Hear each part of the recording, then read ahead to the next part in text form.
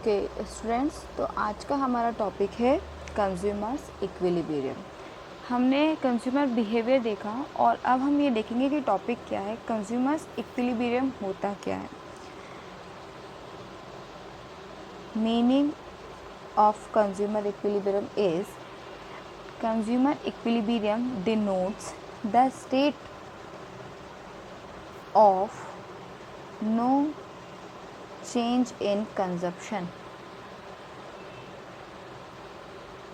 जब कंज्यूमर किसी कमोडिटी को कंज्यूम करता है तो वो उससे सेटिस्फेक्शन पाता है, ठीक है। और जब वो सेटिस्फेक्शन जितनी ज़्यादा वो यूनिट कंज्यूम करता जाता है वो सेटिस्फेक्शन पाता जाता है।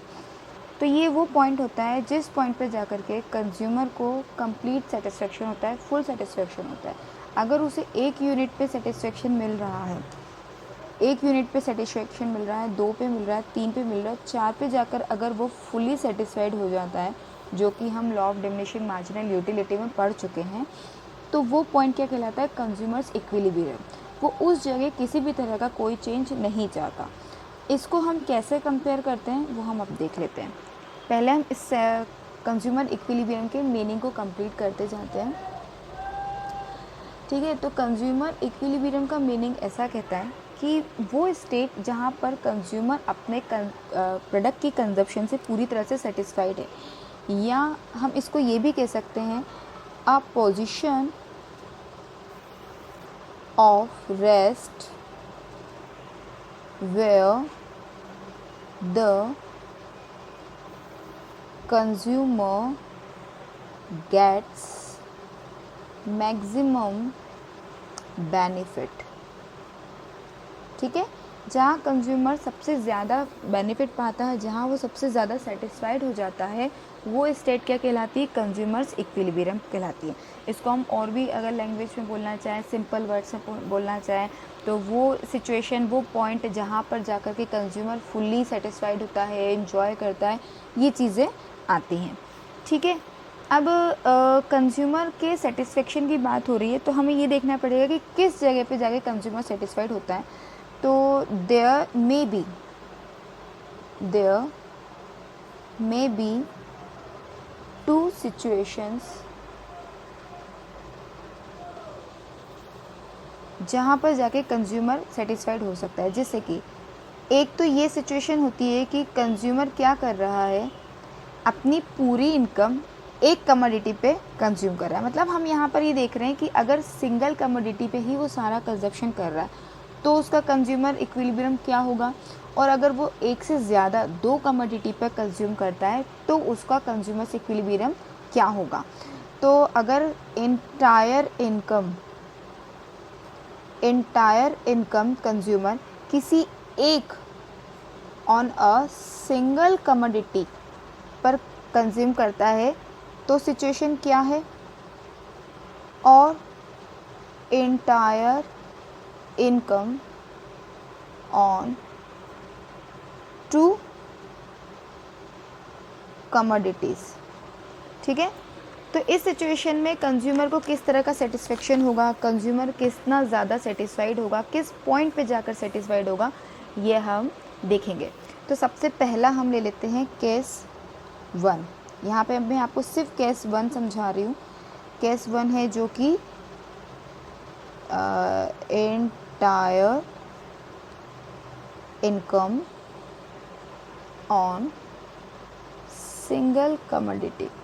अब यहाँ पर हमें कंपेयर करने के लिए सिर्फ एक कमोडिटी है और उसकी प्राइस है, ठीक है। इस केस को समझने के लिए सबसे ज़्यादा हेल्पफुल हमारे लिए यहाँ पर अभी है द लॉ ऑफ डिमिनिशिंग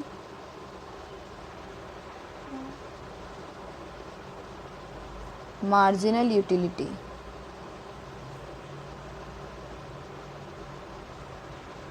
जैसा कि हम एक बार पहले भी चीज़ पढ़ चुके हैं, law of diminishing marginal utility क्या होती है, किस तरह से कंज्यूमर जैसे जैसे कंज्यूम करता जाता है उसकी यूटिलिटी घटती जाती है, ये वही कंसेप्ट है। क्योंकि यहाँ पर हमारे पास सिर्फ एक कमोडिटी है, तो हमारा ये जो लॉ है ये कम्प्लीटली यहाँ एप्लीकेबल होगा, और इसके लिए जितने भी all assumptions all assumptions of LDMU जो होते हैं इस केस के लिए एप्लीकेबल होंगे। ठीक है, जितनी भी कंजप्शन थे, जैसे कि क्या क्या कंडीशंस हो सकती थी, इसकी क्या क्या अजम्पशंस थे, मैं शॉर्ट में समझा ही दूँ, अब अगर एक रिवीजन ही हो जाएगा। अजम्पशंस जैसे कि price of commodity should remain unchange. ठीक है, very important. That is period of consumption must be the same. What else? Unit of commodity must be similar. Units, जितनी भी units वो यूज़ करता है, units of commodities must be similar.